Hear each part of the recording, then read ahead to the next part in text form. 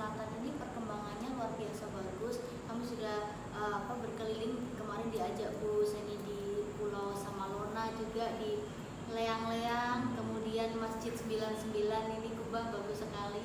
Kemudian ini nanti rencana kami juga akan ke Benteng Sumba Opu dan juga Balak Lompoa. Nah, ini nanti kami akan mencoba berkeliling-keliling di situ. Kalau Bu Seni ini bidangnya akan melihat pulau-pulau terluar, kalau dari kami terkait mengenai adat dan juga kebudayaannya, begitu Bapak.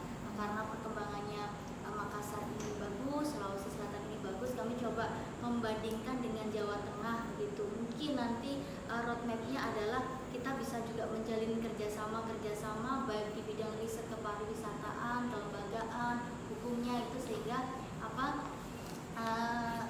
menjadi lebih kuat baik secara literasi maupun dalam praktiknya nanti. Besarnya, tapi kalau saya lebih kepada bandara. Jadi di Bandung itu kita lagi ada semacam reaktivasi bandara.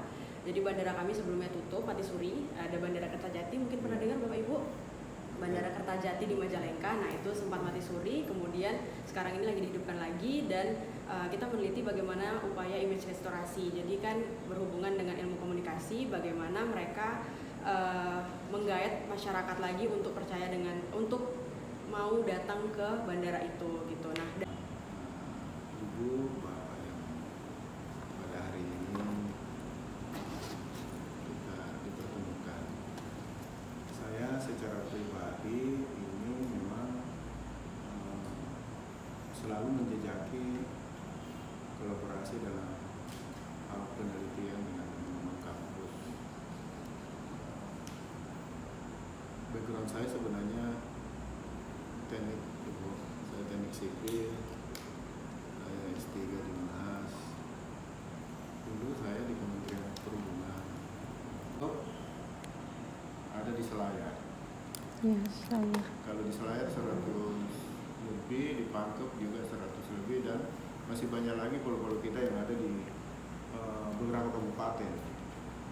Nah, ada pulau yang memang sangat cantik, seperti ada pulau di Lanjukan atau Lanjukan. Itu pantainya cantik sekali.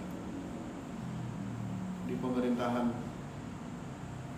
Pak Prof Nurdin dulu, pulau itu dijadikan ikon untuk wisata yang berbasis pantai, berbasis keindahan Pasir putihnya. adalah.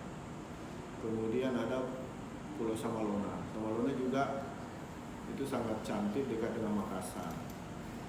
Nah, tapi dari sekian banyak pulau yang viral di mana-mana itu, satu ada di Baru, ada namanya Pulau Butungan. Itu luar biasa pengunjung yang hadir ke sana. Nah, dari semua primadona pulau ini yang tercantik sesungguhnya ada di Katabonerate. Katabonerate itu tempat atol terbesar ketiga dunia. Spektakuler. Kalau kita menata pariwisata kita yang biasa-biasa saja, paling progresnya 5%, 3%. Paling tinggi ada 10% setiap tahun. Dan itu tidak memberi efek ekonomi yang signifikan, sehingga dia meminta yang kalau bisa pariwisata itu jangan hanya mengandalkan 12 jutanya, 13 jutanya setiap tahun. Bagaimana kalau kita merubah mindset itu menjadi 50 juta setiap tahun? Caranya gimana? Caranya bukan hanya pariwisata yang bekerja, bukan hanya perhubungan yang bekerja, tapi semua OPD itu harus bekerja mengoptimalkan potensi pariwisata. Taruhlah Benteng Sumba Opu, miniatur dari rumah-rumah adat kita di Sulawesi Selatan, kemudian Balak Lompoa, Benteng Rotterdam, Monumen Mandala, sama gedung kesenian, Masjid Kubah, budaya itu yang dia ingin kembangkan, berafiliasi ke pengembangan pariwisata maritim. Kemarin kita memberi bantuan alat transportasi, jet ski dan speedboat kepada Kopdar Malaysia. Memang di sini banyak potensi budaya, tapi yang paling kita kembangkan di sini itu lebih contoh pada seni tari. Kami punya tarian khas di Makassar ini namanya PPP Tarian Makassar. Itu tari yang mirip debus, artinya mereka bisa membakar dirinya tanpa terbakar. Jadi bahkan tamu-tamu biasa diajak ikut demonstrasi mereka. Ya, kalau mungkin ibu ini search di Google, di YouTube itu ada PPP dari Maka, ada contoh alat. Ini lagi menunggu Pak Gubernur.